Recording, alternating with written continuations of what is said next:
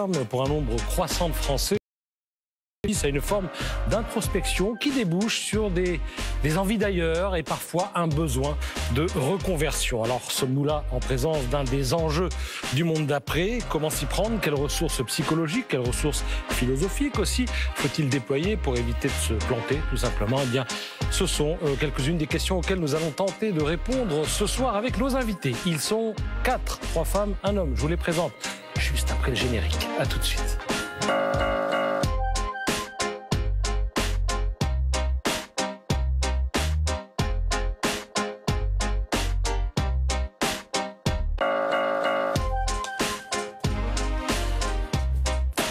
Reconversion, l'un des enjeux du monde d'après. Point d'interrogation, c'est le thème ce soir. Je vous présente nos invités. Ariane Calvo, bonsoir. Bonsoir. Je rappelle que vous êtes psychologue. Je rappelle, parce que vous étiez là quoi hier, avant-hier? Lundi, oui. Lundi. Bon, écoutez, vous avez l'air de vous plaire ici. Beaucoup. Vous revenez quand vous voulez. Vous êtes psychologue, auteur de ce petit guide de survie psychologique au temps de la crise aux éditions First, également auteur de ce plus grand livre intitulé « Prendre soin de son adulte intérieur ». C'est aux éditions Erol, me semble-t-il. Vous me le confirmez. Anne-Sophie Moreau, bonsoir. Rédactrice en chef de philonomiste.com, qui propose d'ailleurs un dossier sur la reconversion des jeunes, parce qu'on va voir que c'est pas simplement une envie d'adulte, hein. Les jeunes aussi sont concernés. C'est un site sur le monde du travail en général, vu par la philosophie, et effectivement là on s'est intéressé plus récemment au cas des jeunes qui est spécifique ou pas, on va le voir ensemble. On va le voir au cours de cette émission. Aurore Chez, bonsoir. Bonsoir. Vous êtes avocate, auteur de ce livre intitulé « Et si on changeait de vie ?» C'est aux éditions Hachette. C'est un guide très précis qu'on peut garder avec soi et lire petit à petit quand on est en pleine période de reconversion. Et nous serons également avec Christophe Nguyen. Bonsoir Christophe. Encore un revenant, je crois que vous étiez là hier ou avant-hier aussi. Vous aussi, vous vous plaisez. Eh bien, restez avec nous. Je rappelle que vous êtes psychologue du travail, président d'Empreinte Humaine et initiateur aussi d'un think tank intitulé Think Factory. Voilà, on le voit à l'antenne. C'est un think tank qui est dédié à la santé mentale des salariés. C'est bien ça, Christophe ? Oui, c'est bien ça. Et il regroupe un certain nombre de chercheurs internationaux, de personnes dans l'écosystème, dans l'entreprise, d'institutionnels comme l'ANACT, l'Agence nationale pour l'amélioration des conditions de travail. Et l'objectif, c'est de révéler, d'identifier les meilleures pratiques en matière de prévention, mais aussi de promotion de la santé mentale, plus que ce soit le parent pauvre des politiques publiques et des stratégies RH. Bien, on va commencer par une question liminaire avec un premier tour de table relativement rapide. Et je voulais savoir si, au fond, vous pensez que les périodes de crise comme celle que nous vivons en ce moment sont propices finalement au changement de vie et donc éventuellement aux reconversions. Oui, je pense que toutes les périodes de crise sont très propices au changement, certaines fois par contrainte, et ça va être le cas de beaucoup d'entre nous, certains dont les métiers ont disparu et d'autres dont les commerces ont fermé, enfin plein de choses qui vont nécessiter des réadaptations, d'autres par opportunité, où on se dit tiens c'est le moment ou jamais de faire la formation dont je rêvais, de réaliser le rêve, le déménagement, le changement de vie que je voulais faire.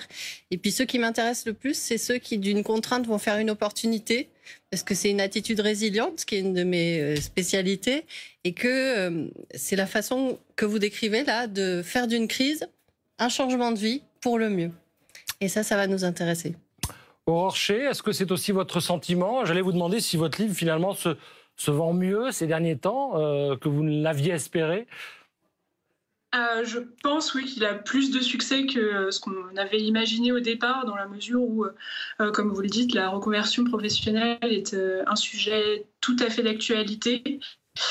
Comme le disait Madame juste avant, c'est à différents égards. En fait, la reconversion va être un élément moteur actuellement pour les gens qui, après avoir passé plusieurs périodes à la maison, se rendent compte, se recentrent sur eux, se recentrent sur leur vie familiale ou leurs envies propres et vont trouver peut-être, vont avoir envie de donner du sens à leur profession. Et donc, c'est le moment de changer, exactement. Christophe Nguyen, nous vivons un moment de crise. Est-ce que ça incite les gens à se dire tiens, je vais faire un virage à 180 degrés? Oui, c'est-à-dire que je crois qu'il y a une accélération finalement aussi du fait de la confrontation qu'amène cette crise, crise de sens aussi au travail. 4 salariés sur 10 dans nos baromètres, c'est bien clair, disent que leur travail leur plaît moins qu'avant, que ça a perdu du sens. Un tiers des salariés disent qu'après cette crise, ils veulent changer de travail pour avoir plus de sens. Donc je crois que c'est vraiment central comme motivation en tant que telle. Et si on parle de centralité, on voit bien que la question du sens de son travail, et notamment aussi en matière de définition de son identité en tant que telle, est hyper importante, et les gens aujourd'hui recentrent la question du travail par rapport à d'autres priorités de vie. Et je crois que la question de la santé mentale au travail, parce que les gens ont été particulièrement affectés, le sont toujours, un salarié sur 2 en détresse psychologique, va chercher aussi à trouver des meilleures conditions de travail qui ne menacent plus leur santé mentale potentiellement.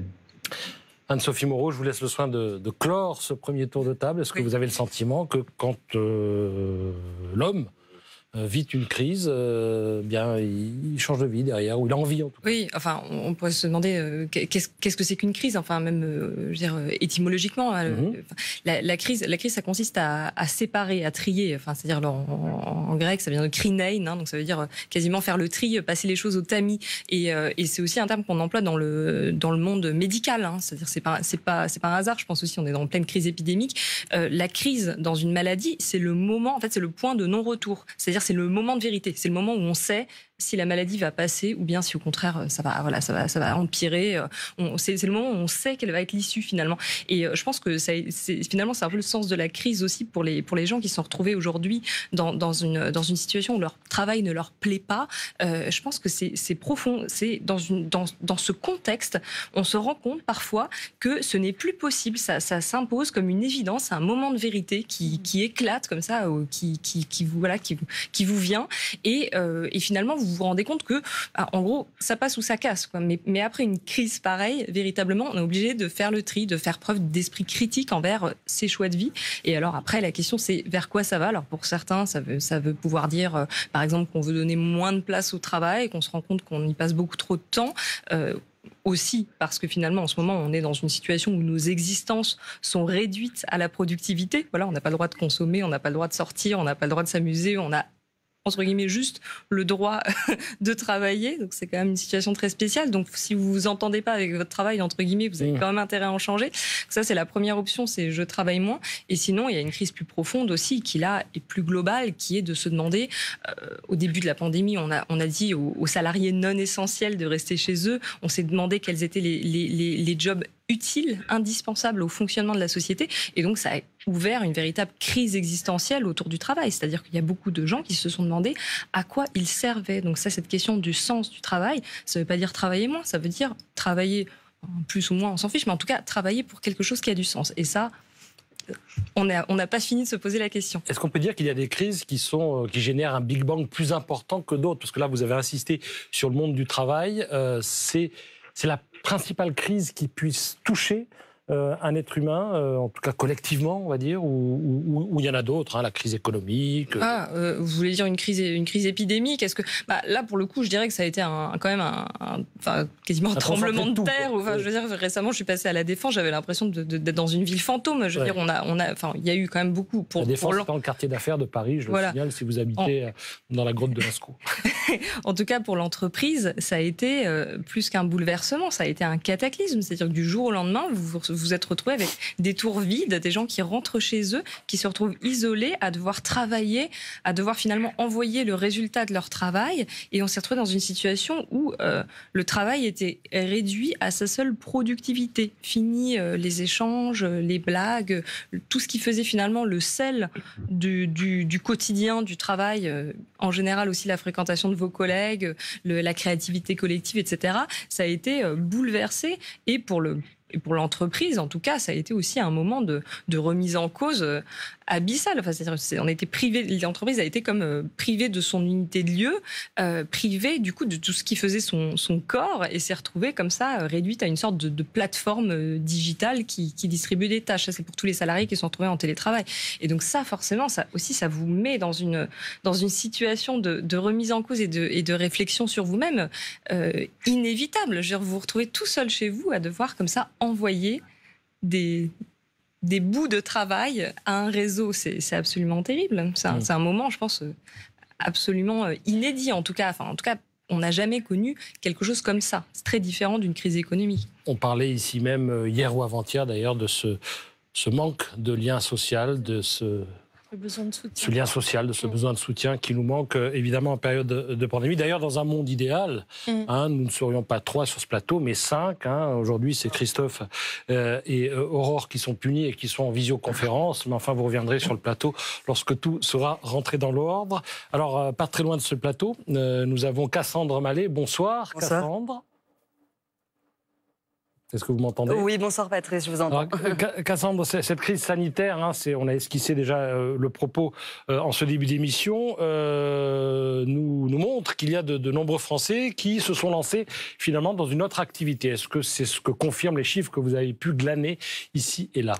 Et oui, cela confirme, il y a beaucoup de personnes qui souhaitent changer de profession ou qui ont déjà changé de profession. Regardez ce sondage réalisé en janvier 2021, donc assez récemment. 1 actif sur 5 est dans un processus de reconversion professionnelle déjà actuellement. Et regardez ce chiffre encore plus surprenant, 47% des travailleurs envisagent un changement de carrière. Alors, plusieurs facteurs expliquent ces motivations. Tout d'abord, il y a ceux qui n'ont pas eu le choix parce que leur emploi a été balayé par le Covid. C'est le cas, par exemple, des restaurateurs ou encore des patrons de boîtes de nuit. Et puis, certains aussi, au fil des confinements, en ont profité pour faire une réelle introspection sur eux-mêmes, se remettre en question et se dire « Ah tiens, si je changeais de voie, si je changeais de travail ». Et puis, cela nous mène à ce chiffre, selon toujours le même sondage, 86% des actifs veulent se rapprocher de leurs valeurs et vivre de leur passion. Cassandre, comment cette envie de bouger se traduit-elle ? Eh bien, en fait, sur le terrain, et plus particulièrement selon les organismes de formation, avec cette crise sanitaire, il y a une forte augmentation des demandes de bilans de compétences. Vous savez, ces bilans qui permettent de se réorienter professionnellement, mais aussi de fortes demandes d'accès à de nouvelles formations et donc de financement, par exemple par le biais de Pôle emploi ou encore de Mon Compte Formation. Et puis, je ne sais pas si vous le saviez, mais il existe des coachs spécialisés en reconversion professionnelle. Et l'une d'entre elles confirme les chiffres que je viens d'évoquer. Elle s'est exprimée dans l'Est républicain. Elle a dit que jusqu'en 2015, 15% de sa clientèle souhaitait changer de métier. Mais depuis l'année 2020, cela représente plus de 50% de sa clientèle. En tout cas, ce qui est certain, Patrice, c'est que cette crise sanitaire nous aura presque tous permis de nous remettre en question et de prendre du recul. Cassandre Mallet, pour vous servir. Merci Cassandre. Christophe Nguyen, cette envie de reconversion que semblent traduire les chiffres que vient de nous donner Cassandre, est-ce que vous confirmez que c'est la réalité, quoi ? Est-ce que ça remonte des enquêtes que vous avez pu faire ? Oui, tout à fait. Alors déjà, lors du premier confinement, on a vu qu'il y avait des gens qui étaient affectés par ces choix, effectivement, de la mise en place du chômage partiel. Qui se sont sentis effectivement désemparés, mis de côté, et qui ont déjà aussi cherché, face à la menace économique qui pesait sur l'entreprise, à se mobiliser. Et ça, je trouve ça extrêmement positif pour leur santé. On a vu aussi des télétravailleurs qui ont vécu un appauvrissement aussi de leur travail, qui se sont rendus compte, alors que ce n'était pas le cas avant, que derrière un écran, finalement, ce qu'ils faisaient avant et qui leur plaisait, parce qu'ils étaient avec des collègues, je pense notamment à cette directrice marketing web qui passait sa journée derrière son ordi à faire des placements publicitaires sur Internet, c'est au bout d'un moment, derrière son ordi, c'est dit, mais à quoi je sers ? Qu'est-ce que je fais ? Quel sens ça a ? J'envoie des choses, je ne sais pas à quoi ça sert, qui le fait, je fais du reporting toute la journée, et qui l'utilise finalement, on ne fait pas de retour. Et au final, est-ce que je ne contribue pas, vous voyez, cette question d'avoir une utilité sociale qui nous dépasse un peu aussi, est-ce que je ne contribue pas à créer ce monde qui a généré cette crise, cette mondialisation en tant que telle ? Donc ça peut avoir effectivement des choses qui sont assez profondes en termes de résonance chez les gens. On le voit chez les DRH aujourd'hui qu'on accompagne, qui nous disent même en période de crise aujourd'hui, beaucoup de gens commencent à les solliciter pour demander à changer, avoir des mobilités internes, d'autres qui réfléchissent en télétravail. La moitié des télétravailleurs le disent, que c'est beaucoup plus facile aussi de changer d'employeur quand on est à distance. Ça ouvre des perspectives, si vous voulez, et qui même préparent leur avenir professionnel, j'ai envie de dire, en sous-marin, tout en disant qu'ils continuent à travailler pour ces entreprises à la défense, on en parlait, et qui finalement veulent se reconvertir dans des métiers plus manuels, où on voit ce qu'on fait finalement, là où le télétravail, on a une impression un peu d'invisibilité.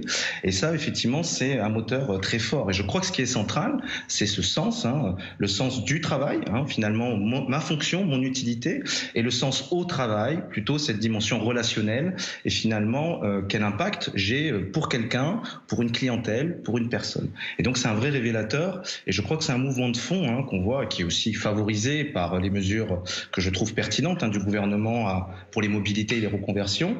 Je pense que c'est aussi une bonne chose pour l'économie, parce qu'il y a des métiers manuels qui étaient très dévalorisés en tant que tels, où on voit qu'il y a une vraie volonté de reconversion pour devenir plombier, pour devenir effectivement maître d'hôte ou ce genre de choses.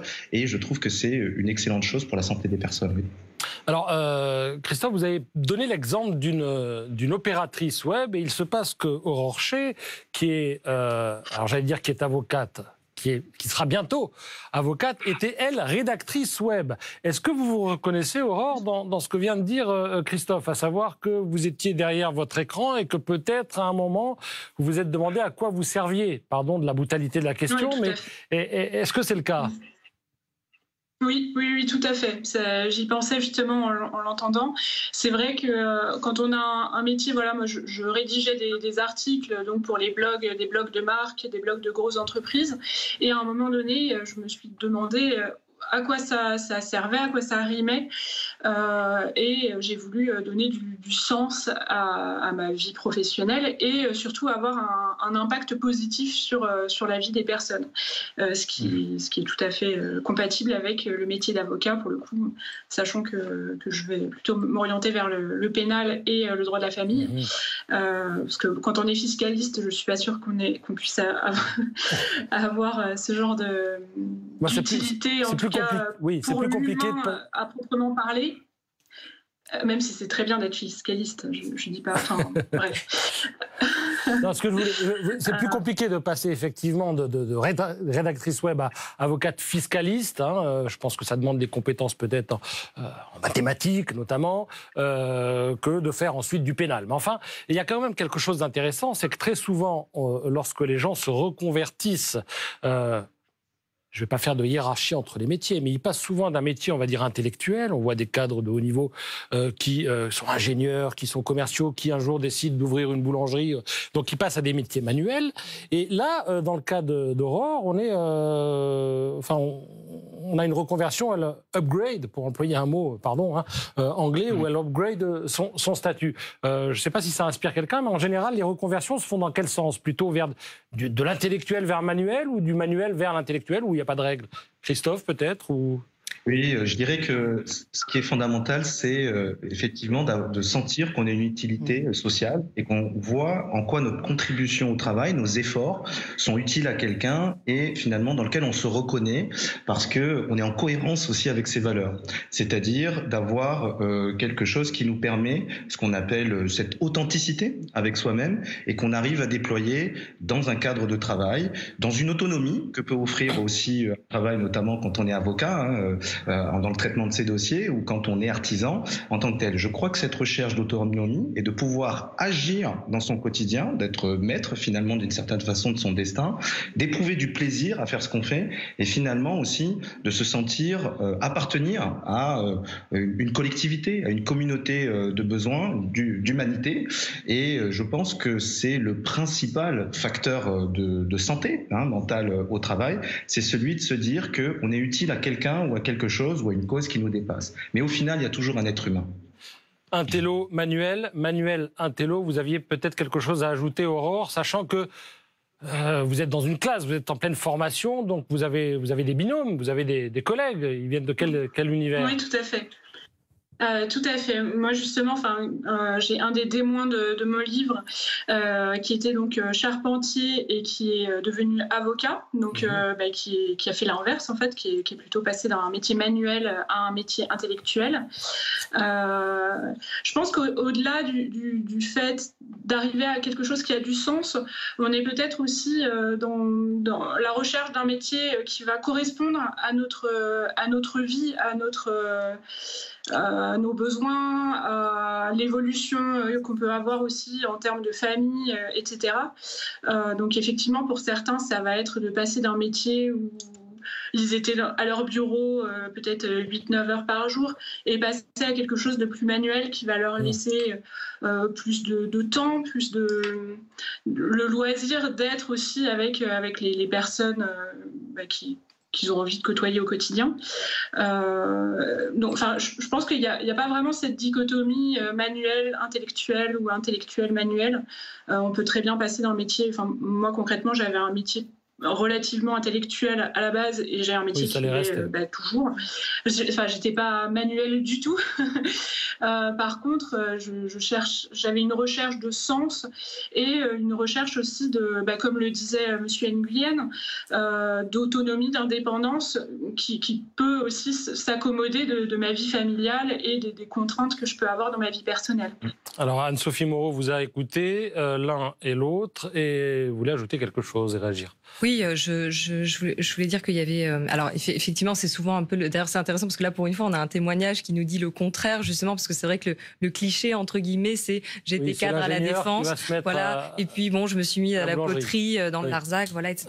et qu'on peut comprendre, parce qu'il y a une... je dirais que c'est ce que Hannah Arendt appellerait probablement le retour à l'homo faber, voilà, c'est-à-dire qu'elle nous dit qu'on peut être soit homo laborans, c'est-à-dire on fait tout un tas de tâches répétitives dans la journée, mais ça peut être aussi tout simplement envoyer des emails. Elle pensait aux ouvriers, mais nous, ça peut être aussi simplement la vie du cadre, finalement, qui est débordé de tâches. Il y a beaucoup de métiers intellectuels qui sont un peu taylorisés. Oui, voilà, voilà, exactement. C'est-à-dire que finalement, il y a une aliénation dans la dématérialisation, et donc il y a une envie de retrouver finalement le plaisir de l'œuvre et de retrouver cette confrontation à la matière. Hein. C'est ce que Hegel ou Marx vous diraient. Voilà, c'est dans la confrontation à la matière que l'on éprouve sa liberté, qu'on se sent exister, en fait, finalement. L'homo labor. Voilà. Hein, alors homo faber.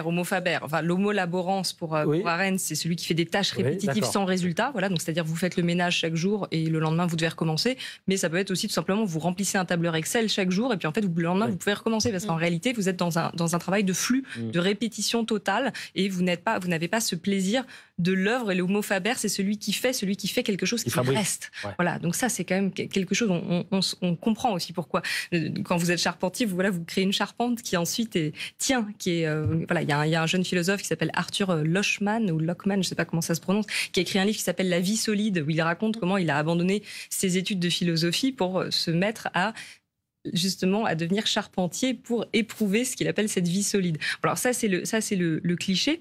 Après moi j'aurais peut-être une hypothèse beaucoup plus pragmatique, bassement matérielle. C'était en lisant un livre de Jean-Laurent Casely qui s'appelle La révolte des premiers de la classe, où il explique justement comment tous ces diplômés d'écoles de commerce, etc., se sont remis aux travaux manuels, comment il y avait une nouvelle mode du concret et puis aussi du retour à la terre. Et lui, il note notamment que ça peut être aussi tout simplement une question d'argent, puisque, comme il le dit, alors je vous ai même noté le chiffre si ça vous intéresse, il dit que dans les années 60, les cadres gagnaient 4 fois plus que les ouvriers. Et que cet écart de salaire s'est réduit à 2,7 aujourd'hui. Donc en réalité, il y a aussi un véritable sentiment de déclassement des professions, on va dire justement cadre moyen. Voilà, cadre moyen de toutes ces professions dématérialisées en fait, où finalement vous retrouvez en fait à devenir manager, middle manager, cadre, chief, je ne sais quoi, mais en réalité finalement vous avez l'impression de faire énormément de sacrifices pour ça. Ces sacrifices étant vivre en ville, travailler dans une tour où on ne peut pas ouvrir la fenêtre, voilà, toutes ces choses-là. Et surtout, vous avez vraiment l'impression que votre travail vous échappe et que ça ne sert plus à vous distinguer, puisque finalement vous faites partie de cette armée du travail dématérialisé qui ne se sent plus forcément si supérieur au travail manuel qu'on méprisait avant. Alors la question c'est, est-ce que c'est une bonne ou une mauvaise nouvelle? Est-ce qu'on doit s'inquiéter de ces départs? Je ne sais pas, moi je pense qu'il ne faut pas idéaliser le rapport à la matière, hein, parce que alors Hannah Arendt par exemple, elle vous dirait que le modèle de l'homo faber, voilà, de l'œuvre solitaire, ça a ses limites aussi. Elle dit il faut au contraire retrouver le sens de l'action collective, et ça implique de ne pas vouloir maîtriser tout ce qu'on fait, ça implique aussi d'être ouvert, d'être capable de faire de grandes choses ensemble. Faire de grandes choses ensemble, c'est pas forcément en étant chacun artisan dans son coin, même si c'est très beau l'artisanat. Donc faut peut-être trouver un juste milieu entre tous ces modèles.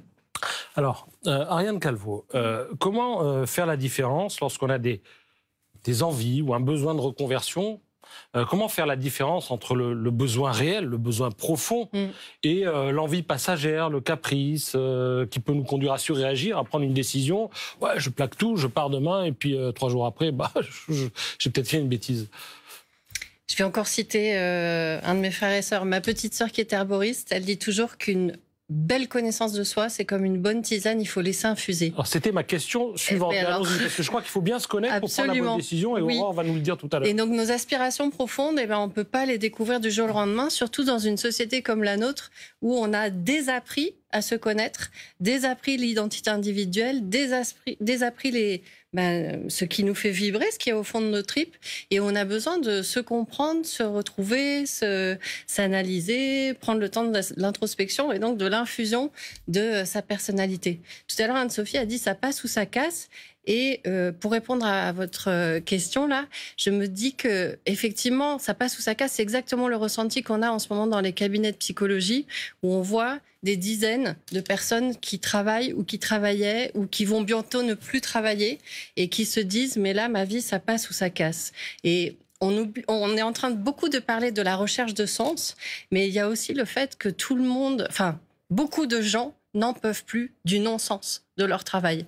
Et ça commence cette réflexion-là et ce changement, ce virage, à partir de « je ne peux plus passer ma vie qui est si courte et qui passe tellement vite, enfermée chez moi, devant mon ordinateur, à faire quelque chose qui n'a aucun sens. Je ne supporte plus. » Au cours du premier confinement, on avait constaté avec les collègues psychologues qui travaillaient avec moi qu'environ 30% de notre patientèle avait été sauvée du burn-out par le confinement. La première des raisons, c'était que toutes les entreprises avaient dû revoir à la baisse leurs objectifs de résultats, qui devenaient complètement fous et qui nous inquiétaient énormément pour la patientèle salariée. Et on s'est dit, ouf, là tout le monde va pouvoir respirer un petit peu, et c'est effectivement ce qui s'est passé. Mais on a vite déchanté quand le deuxième et le troisième confinement sont arrivés et que les entreprises ont commencé à vouloir rattraper les résultats qui n'avaient pas pu être faits en 2020 et que les cadences infernales ont recommencé, ont empiré avec un sentiment de solitude, d'isolement, de non-sens, de perte de liens sociaux, de perte de soutien. Il n'y a plus ces réunions qu'on n'en pouvait plus avant le premier confinement. Là, tout d'un coup, on ferait n'importe quoi pour être en réunion avec des collègues. Alors c'est intéressant ce que vous dites, parce que sous une autre forme, cette émission a débuté il y a à peu près 1 an. Oui.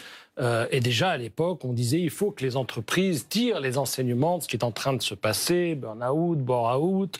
Alors, bore-out, c'est quand on fait un boulot on se demande à quoi on sert. Absolument. Et vous avez entendu ce que vient de dire Ariane, Christophe. Au deuxième, au troisième confinement, les entreprises ont voulu rattraper ce qu'elles pensaient avoir perdu lors du premier confinement. Donc, est-ce que quelque part, d'une certaine manière, les managers finalement n'apprennent rien, ou les dirigeants parlent, mais au fond ne tirent aucune conclusion utile de ce qui se passe? Oui, alors ce qui est sûr, c'est qu'on parle de reconversion des salariés, mais il est clair que cette crise doit amener une reconversion des politiques RH aussi, et des stratégies d'entreprise qui doivent intégrer cette dimension-là, qui est difficile à palper, qui est difficile à comprendre, à mesurer, et on a besoin de ça dans l'entreprise aussi en tant que dirigeant, et c'est eux aussi qui sont les plus exposés à la question de la détresse psychologique, donc je jetterai la pierre à personne. Je pense qu'effectivement, on a vu, comme je vous disais, une accélération, mais cette question, je pense, on se la pose pas en tant que dirigeant parce que la majorité des salariés nous disent que ça fait 1 an qu'ils travaillent en mode crise. C'est-à-dire qu'on ne se pose pas la question aujourd'hui, parce qu'on est en mode crise, et je pense qu'elle a bon dos aussi, d'une certaine façon, et qu'on lance les projets sans réfléchir, on lance des nouveaux changements sans prendre en compte l'état des gens, l'état de fatigue, ce qu'ils ont vécu. On ne regarde pas si on a les ressources pour faire. Ça a décloisonné les différents repères que les gens pouvaient avoir, les rôles dans l'entreprise, et maintenant on ne sait plus qui fait quoi. Donc on perd beaucoup de temps, ça fait perdre du sens. Le travail en télétravail forcé, continu, a fait perdre beaucoup en variété. Cet enchaînement continu de journées, on a l'impression de revivre toujours la même journée, et finalement aussi on perd en motivation. Et je crois qu'il y a un état de fatigue que tout le monde ressent, avec en particulier les managers qui ne jouent pas leur rôle aussi d'accompagnement et de prise en compte de ce sujet. Pourquoi ? Parce qu'ils sont dans cette hyper disponibilité. Et le télétravail avait ceci de bien, et je pense qu'il a été fantasmé au premier confinement, qu'il pouvait supprimer ces temps de transport et favoriser l'équilibre des vies et gagner du temps. Et au final, ce qu'on voit, c'est que les gens disent, quasiment la majorité, qu'ils n'ont plus le temps de bien faire le travail. Et donc, en revanche, quantitativement, l'Institut Sapiens a montré récemment qu'il y avait un gain de productivité grâce au télétravail de 22%. Donc, en termes de productivité, elle est présente. Il y a beaucoup de dirigeants qui disent le télétravail, ça marche finalement, et je vais pouvoir d'ailleurs diminuer des mètres carrés par rapport à ça. Mais à quel coût humain ? Et je pense que c'est ça qu'on va payer à la sortie de cette crise. Et toutes ces reconversions, ces volontés d'aller voir ailleurs, effectivement, peut-être que ça ne sera pas autant que ces intentions qui sont déclarées, mais en tout cas, ça dit quelque chose. Et que derrière, on sent que c'est après cette crise qu'il va y avoir la gestion de ces nouveaux écarts entre ces attentes de salariés qui ont vécu quelque chose et qui attendent beaucoup plus en termes de responsabilité sociale des entreprises, en termes de prise en compte de leur bien-être, et leurs nouvelles attentes à eux par rapport à leur vie, et notamment d'être plus proches de leur famille. Aujourd'hui, on a un tiers des femmes, qui c'est 2 fois plus que les hommes, et on voit aussi que ça va créer des questions sur l'égalité, qui veulent passer en temps partiel pour mieux gérer la vie pro et la vie perso, notamment les responsabilités familiales, l'enjeu de la parentalité. Donc je crois qu'il va falloir effectivement s'y pencher sérieusement, et les entreprises ont besoin d'être aidées, c'est-à-dire que je ne veux pas jeter la pierre parce que c'est très compliqué, c'est inédit, etc. C'est un révélateur que tout ce qui a été fait avant ne marchait pas. Pour certaines qui ont fait des choses intéressantes, ça marche. Et il faut s'appuyer sur ça, je pense, pour progresser après cette crise, qui peut nous apprendre des choses extrêmement positives pour l'économie, pour la santé, pour la productivité et pour le bien-être humain, quoi. Alors, Aurore, vous proposez donc ce guide qui est, j'imagine, partiellement aussi basé sur votre propre expérience. C'est extrêmement documenté, extrêmement précis. Grâce à ce livre, on peut se suivre soi-même au jour le jour si on est dans une démarche de changement de vie ou de reconversion. On a défloré la question avec Ariane, mais je voudrais peut-être qu'on aille plus loin avec vous. Quelles sont les bonnes questions à se poser pour savoir si on a vraiment une réelle envie de changer ou si c'est juste un caprice passager et qu'on risque de se planter si on prend des décisions trop rapidement? Alors je pense en effet qu'il y a un gros travail d'introspection à faire avant de se lancer dans la reconversion. Tout d'abord, il faut se demander quelle est la situation dans laquelle on est au moment où on se pose la question, quels sont les obstacles potentiels et quels sont les avantages que l'on va avoir. Concrètement, ça peut être quoi ? Alors par exemple, ça peut être si on est en couple, ça va être la personne qui nous accompagne par exemple. Est-ce qu'elle est favorable à cette reconversion? Est-ce qu'elle va nous aider? Ou est-ce qu'il va falloir faire un travail de persuasion est-ce que aussi la situation économique et financière de la famille ou de soi-même si on est tout seul permet de se lancer dans la reconversion? Est-ce qu'on doit faire des études pour arriver au métier que l'on souhaite faire? Est-ce qu'on va avoir du temps? Est-ce qu'on a de l'argent de côté? Il y a tout un tas de questions très pratiques et matérielles qu'il faut se poser. Si on a des enfants, par exemple, qui va pouvoir s'en occuper quand nous, on sera très occupés par la formation, par exemple. Il faut quand même savoir qu'une reconversion prend du temps et de l'énergie, et il faut prendre en compte en fait toutes ces facettes de l'enjeu d'un changement de travail, d'un changement de vie de manière assez globale. Après, il faut aussi se connaître soi-même, ce que disait Madame tout à l'heure. Il faut savoir quelles sont les limites qu'on a à l'intérieur, les limites qu'on va pouvoir se mettre à soi-même. Est-ce que, je sais pas, il y a des choses toutes bêtes, par exemple, moi il y a un truc tout bête qui me paralysait un peu, c'était la peur de devoir aller à la fac sous la pluie. C'est complètement idiot, mais il faut réfléchir en fait à ces choses-là pour pouvoir surmonter les craintes et pour pouvoir aussi planifier sereinement la reconversion. Pardon, mais c'est quelque chose d'extrêmement précis que vous citez là. Vous aviez peur, j'ai bien entendu, d'aller à la fac, d'aller en cours sous la pluie. Oui, c'est ça. C'est idiot. J'avais peur de faire le trajet sous la pluie et de me démotiver, en fait. C'est pas vraiment la pluie qui me faisait peur, mais vraiment le fait d'avoir à passer 20 minutes sous la pluie et de me démotiver et de me dire, bon, aujourd'hui j'y vais, puis demain je n'y vais pas. Donc, c'était bien de se poser ce genre de questions parce que j'ai pu m'y préparer et anticiper, en fait, ce genre de petits obstacles qui peuvent paraître idiots, mais qui, mis bout à bout, peuvent démotiver, démoraliser, si on n'y a pas pensé en amont. Mais c'est intéressant là parce que c'est quand même la question, franchement, vous m'auriez demandé une liste de 100 questions, je vous en aurais trouvé 100, il n'y aurait pas eu celle-là. Est-ce qu'il y a d'autres questions, on va y revenir avec vous Ariane, mais est-ce qu'il y a d'autres questions qui sont apparues en cheminant et qui peuvent un peu surprendre et certainement être utiles aussi pour les gens qui veulent changer de vie? À quoi pensez-vous par exemple? Alors, moi, au niveau... du coup, j'ai repris mes études pour pouvoir devenir avocate. Alors, j'avais déjà le master, mais en fait, il faut passer un concours pour rentrer à l'école du barreau, enfin, des avocats. Et donc, il a fallu que je retourne à la fac. Et il y a la question des notes que l'on peut avoir, en fait, des évaluations des professeurs qui sont assez difficiles à encaisser. Assumer. Voilà, tout à fait. Quand on ça faisait moi 10 ans que je faisais un métier sur lequel les seules personnes qui jugeaient un peu mon travail, c'était les clients. Et c'est quand même beaucoup moins exigeant que les professeurs.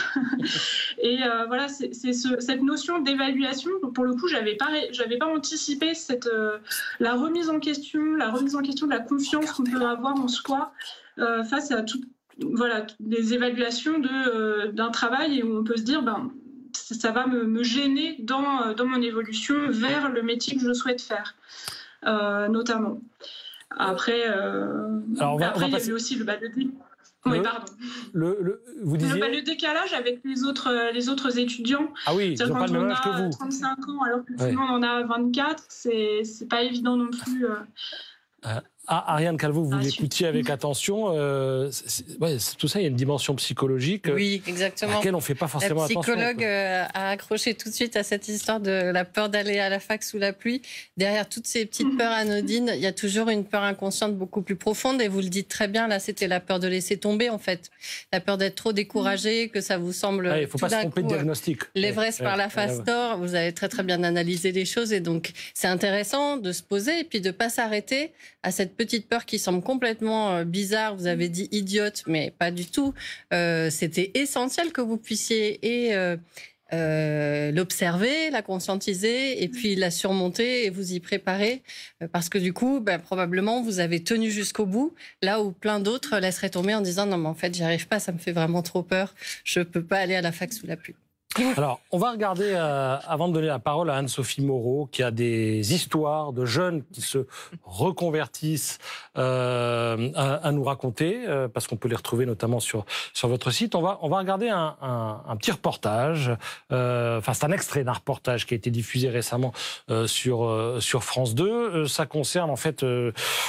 on est dans un contexte de crise, donc ça concerne les petits ajustements, les petites décisions que les gens prennent pour améliorer leur vie. Et puis, on a l'exemple aussi de quelqu'un qui fait un choix radical. Alors, pas dans le contexte de cette crise, mais dans le contexte d'une autre crise. Et ensuite, on va en parler avec vous, Anne-Sophie Moreau. C'est un reportage de Marie-Pierre Cassignard. Nous sommes en guerre. Depuis plus d'1 an, elles sont sur nos écrans, dans nos journaux. Les mauvaises nouvelles, pas un jour sans son lot d'inquiétudes. La crise sanitaire a envahi notre quotidien et face à cette déferlante, chacun bâtit sa stratégie pour se protéger. J'évite de regarder souvent les informations Je fais pas mal de sport et le pouvoir s'éloigner et prendre du recul par rapport à tous ces messages, c'est important. J'écoute ce qui me plaît, c'est-à-dire les choses qui me font plaisir. Pour éviter ces mauvaises nouvelles, certains font des choix radicaux. Après 15 ans de journalisme pour une chaîne d'information continue et suite à un burn-out en 2016, Emmanuel Raoul a tout lâché. Direction le Gard, où il est devenu agriculteur bio.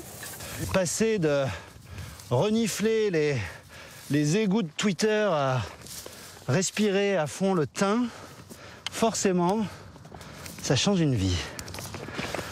Une vie plus sobre, mais moins angoissante que l'actualité de cette fin d'année 2015, avant son burn-out. On sort d'une séquence qui démarre en novembre avec les attentats du Bataclan et qui va se poursuivre avec les attentats en Belgique au mois d'avril à Zaventem. Ces mauvaises nouvelles, elles m'ont extrêmement minée, elles m'ont extrêmement atteinte au point de me dire qu'au fond, au bout d'un moment, je me dis mais en fait tout est foutu, on va vraiment dans le mur. Alors même si c'est difficile, attention à ne pas trop s'exposer aux nouvelles déprimantes. Depuis le début de la crise sanitaire, plus d'un Français sur 5 dit avoir vécu un épisode dépressif. Bon, alors là, on vient de voir l'exemple d'un ex-confrère qui est passé, je le cite, des égouts de Twitter à la bonne odeur du thym. Il avait quel âge ? 35, 40 ans. Très souvent, les reconversions, ça concerne des gens qui ont la cinquantaine, la quarantaine, 35 ans. Mais alors, il y a aussi les jeunes. Et ça, je ne sais pas si c'est un phénomène nouveau. Peut-être Christophe aura un mot à nous dire là-dessus tout à l'heure. Mais les jeunes ont à peine commencé dans la vie que déjà certains pensent à se reconvertir. Et vous avez des exemples qui sont assez spectaculaires dans le dernier numéro de Philonomiste. Oui, alors spectaculaire, je ne sais pas, mais en tout cas vraiment si, j'ai lu, c'est très intéressant. Allez-y, racontez. En fait, qui donne à penser, parce qu'on est allé interroger quelques jeunes, mais vraiment entre guillemets de très jeunes, c'est-à-dire voilà des jeunes de 21, 22, 23 ans qui sont en réalité encore en train de faire leurs études, qui sont en fin d'études ou en train d'entrer sur le marché du travail et qui en fait sont déjà en train de se poser des questions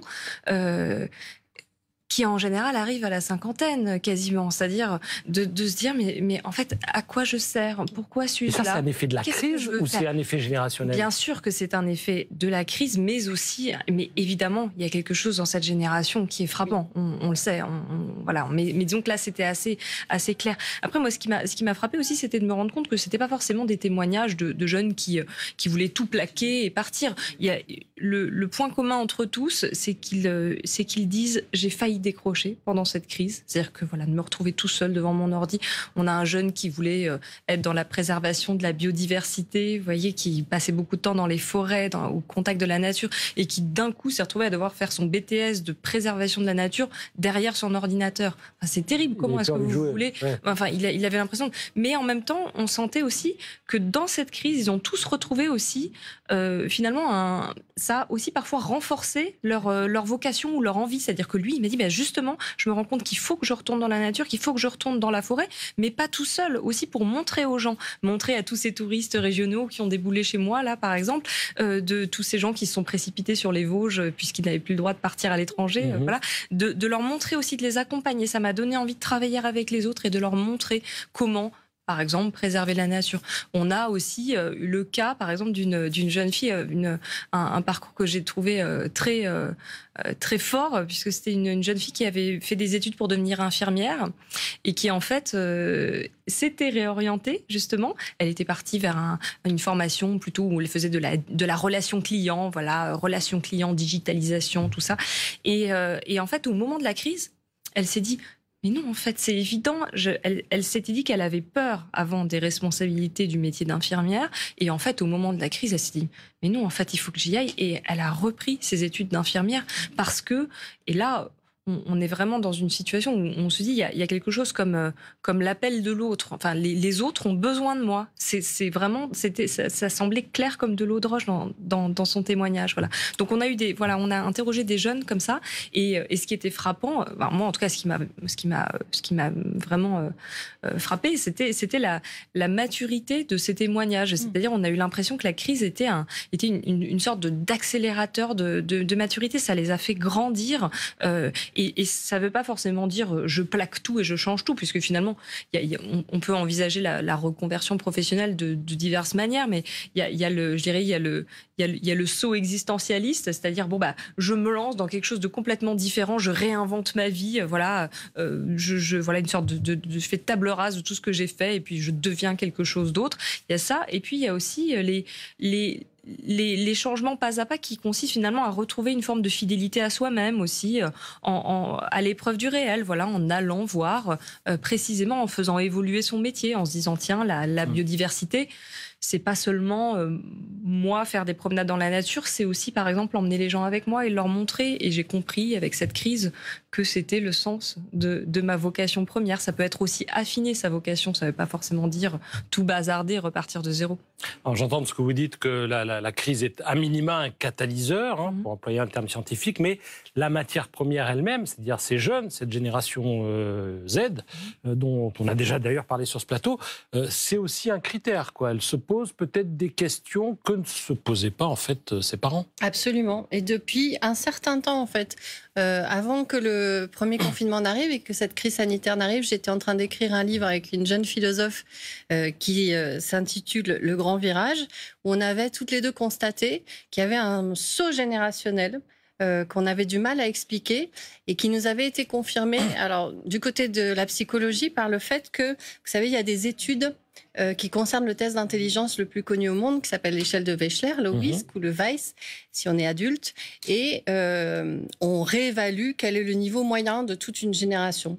Et là, les gens qui font ces études-là se sont rendus compte qu'il y avait un bond qualitatif de l'intelligence générale de toute cette génération-là, donc à peu près 17-23 ans.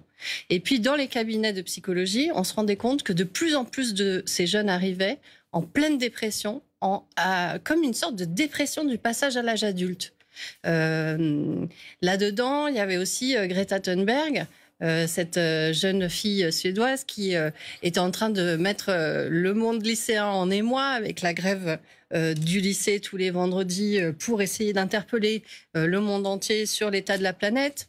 Il y a de plus en plus de jeunes adultes qui disent qu'ils ne veulent pas faire d'enfants parce qu'ils ne veulent pas les mettre dans ce monde-là.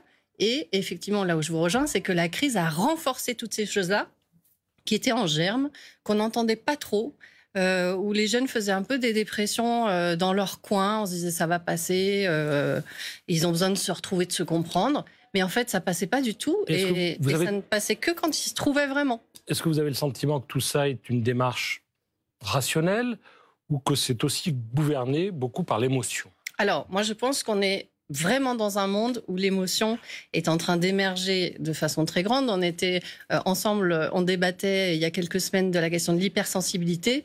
On a aujourd'hui l'impression que tout le monde est hypersensible et je suis personnellement convaincue qu'à l'avenir, l'hypersensibilité sera la normalité de la sensibilité.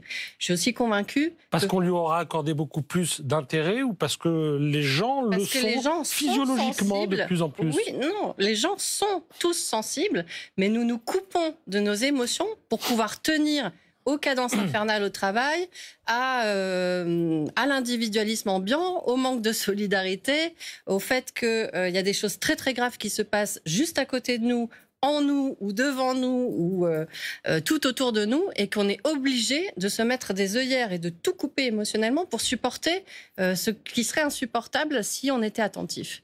Aujourd'hui, ça, les jeunes, ils ne peuvent plus le vivre. Ils sont attentifs. Ils sont complètement branchés sur tout ce qui est autour d'eux et en eux et ça ne peut plus se passer avec des œillères.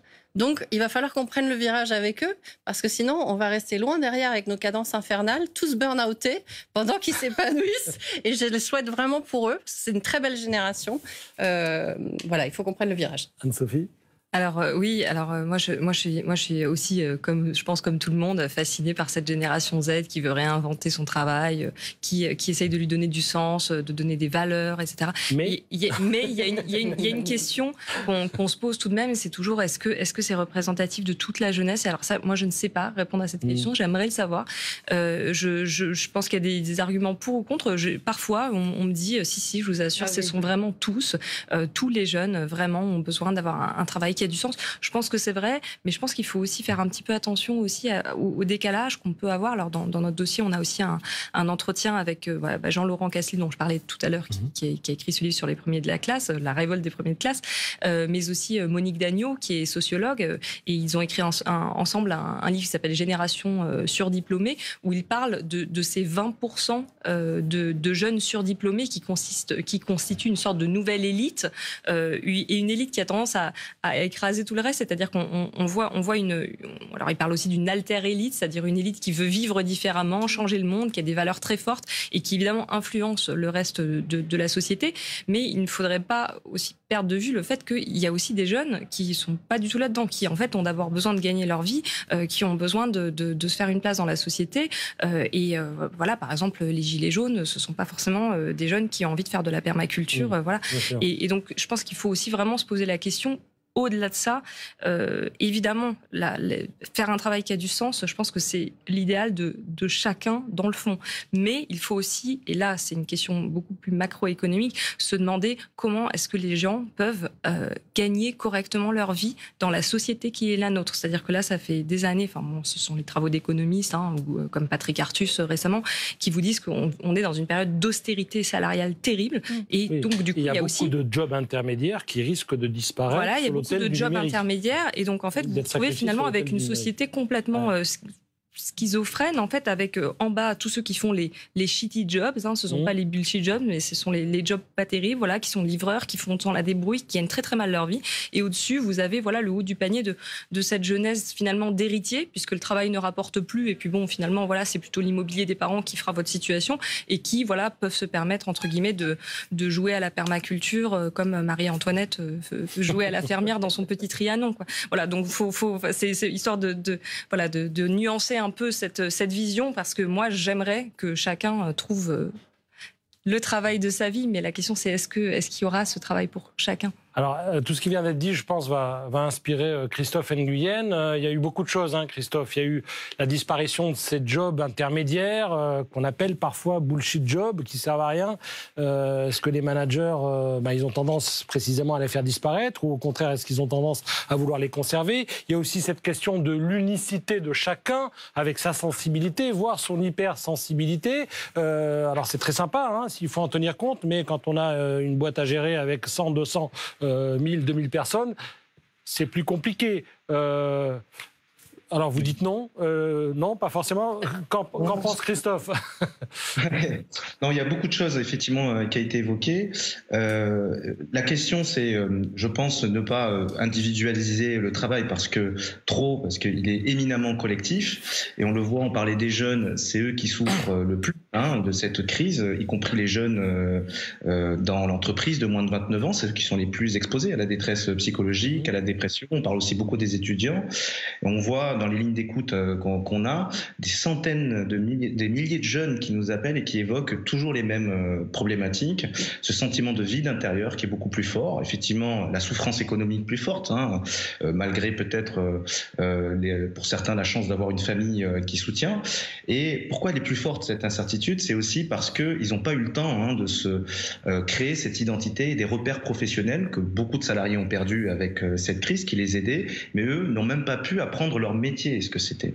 Donc on a vu aussi beaucoup d'étudiants qui se posaient des questions. Je pense à cette étudiante qui se prêtait à faire quelque chose dans la mode, styliste, me semble-t-il. Et pour le lendemain, elle s'est dit, mais pourquoi je vais faire ça, du prêt-à-porter? Mais ça ne sert strictement à rien avec cette crise. Donc ça a hiérarchisé les choses. Et forcément, ça perturbe les fondamentaux psychologiques, identitaires des personnes qui sont donc en construction et qui attendent beaucoup en termes de premier job. Et les entreprises et les managers, moi j'ai envie de dire sur la question du bullshit job, c'est pas un terme scientifique en tant que tel, mais on voit bien ce que ça recouvre. Mais par rapport à ça, on voit aussi que les managers se rendent compte que eux aussi ont l'impression de devenir des mains d'œuvre finalement, et qui n'ont plus finalement ces marges de manœuvre et ne peuvent pas bien manager. Ils sont aussi empêchés dans leur façon de manager. Et ils doivent gérer avec ces individualités. Et on voit qu'avec le télétravail, les gens se sont un peu recroquevillés avec le délitement des collectifs, dont on a beaucoup parlé, et qui fait que c'est extrêmement compliqué de gérer avec les desiderata des uns et des autres. Et ce que je crois, c'est que le travail de demain devra effectivement d'abord être collectif, et puis ensuite on gérera les individualités. On ne pourra pas adapter le travail au regard uniquement des desiderata individualistes qui ressortent énormément avec cette crise et qui est une réaction de protection aussi aujourd'hui.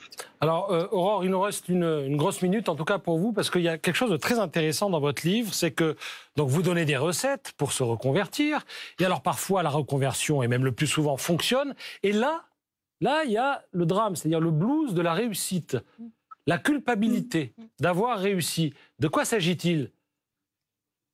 Alors, pas forcément la culpabilité, mais en tout cas, effectivement, quand on a mis beaucoup d'énergie pendant 6 mois, 1 an, 2 ans à réussir quelque chose pour un changement, et en fait, il se trouve qu'on a réussi, et on se trouve un peu démunis, en plein désarroi, en se disant, déjà, d'une part, mince, qu'est-ce que j'ai à faire maintenant ? Maintenant que j'ai réussi, maintenant que c'est lancé, qu'est-ce que je peux faire ? Et deuxièmement, il y a la peur d'avoir réussi, la peur que peut provoquer la réussite. C'est pas parce qu'on attend quelque chose avec beaucoup d'impatience que finalement, quand ça se produit, on n'est pas complètement paniqué face à cet événement positif qui se produit. Donc c'est vrai que j'ai consacré... Oui. C'est ce qu'on appelle le syndrome de l'imposteur ou pas ? Alors, je pense que ça peut jouer, effectivement. Le manque de confiance en soi va pouvoir jouer dans la panique plus ou moins importante qu'on va avoir face à cette réussite. Mais je pense que c'est quand même 2 choses un peu différentes, dans le sens où il y a aussi une certaine fatigue, en fait, après avoir mis beaucoup d'énergie dans un projet. À un moment donné, il faut accepter de se reposer un peu et de se laisser une petite marge de carence avant de continuer le projet, parce que c'est pas parce qu'on a réussi la première étape que tout va rouler parfaitement. Après, je pense que le syndrome de l'imposteur, c'est plus est-ce qu'on a sa place dans le métier que l'on va intégrer. C'est un petit peu autre chose encore. Je vous souhaite d'avoir la vôtre dans le futur métier, le vôtre en tout cas, qui est celui d'avocate. Aurore Chaix, et si on changeait de vie, le guide pratique pour réussir sa reconversion professionnelle, c'est chez Hachette Édition. Voilà, mon orthophoniste doit être fier de moi. Qu'est-ce qu'il y a d'autre ? Merci Ariane Calvo. Je rappelle que vous êtes psychologue. 2 livres, le petit guide de survie psychologique au temps de la crise sanitaire. Petit livre, mais très dense. Et puis, prendre soin de son adulte intérieur, les 5 étapes pour être libre et heureux. Merci Christophe Nguyen. Je rappelle que vous êtes psychologue du travail et patron d'Empreinte Humaine. Et je renvoie à votre think tank, Think Factory, dédié à la santé mentale des salariés. Et merci également à Anne-Sophie Moreau, rédactrice en chef de philonomiste.com. Je vous recommande grandement ce site. Merci également à François Bedonnet, Sophie Gastrin, Agathe Pécastin et la régie, sans qui rien ne serait possible. À suivre la météo, ensuite le journal. Sinon, c'est demain, 21h.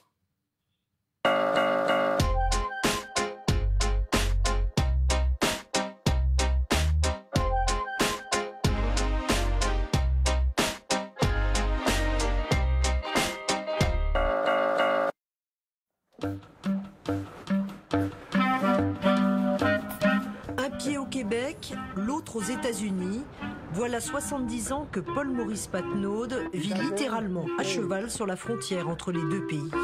Un emplacement unique qui a fait de ce retraité un passeur de colis. Ici, je suis au Québec. Le Canadien, mon client qui vient chercher sa marchandise, il est au Canada. Quand sa marchandise est du côté américain, c'est ma maison. Je m'en vais aux États-Unis, je prends son colis et je lui donne son colis. Tous les jours donc, M. Patenaude passe la frontière pour récupérer des colis aux États-Unis et il a tout prévu. Ça, c'est ma porte de livraison. Tu l'as vu? C'est mon côté américain. Toutes les livraisons se font par ici.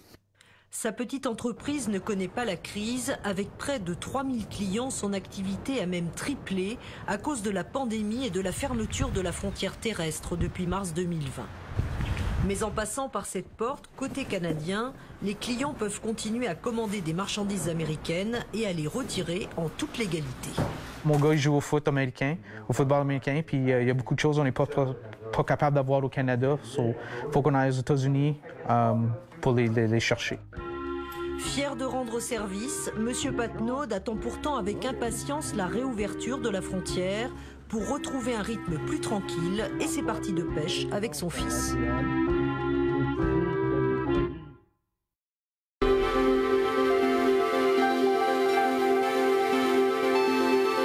Je vous souhaite de passer une excellente soirée. Nous avons encore de l'instabilité sur tout l'est de la France avec de nombreuses averses, de la pluie. Il neige sur les Alpes au-dessus de 2100 mètres ainsi que sur les Pyrénées. À l'ouest, c'est une nuit plus calme. Demain, nous retrouverons de belles éclaircies sur la Bretagne, les Pays de Loire, le Poitou, les Charentes. Ce sera très instable dès le matin sur tout le bassin méditerranéen avec des averses orageuses. Et puis, on retrouvera de la pluie des Pyrénées au flanc est. Dans l'après-midi, retour d'éclaircies sur le Languedoc-Roussillon. Sur l'ouest de la Corse, des averses. Ailleurs, un ciel de traîne plutôt lumineux avec quelques nuages qui bourgeonneront. Et sur les régions des Flandres et des Ardennes, on a un minimum dépressionnaire. Et là, ce sera beaucoup plus gris avec quelques ondées et un petit vent de nord-nord-ouest. 3 à 13 degrés sont attendus demain matin. 7 dans Paris, 12 à Strasbourg, 13 à Toulon. Dans l'après-midi,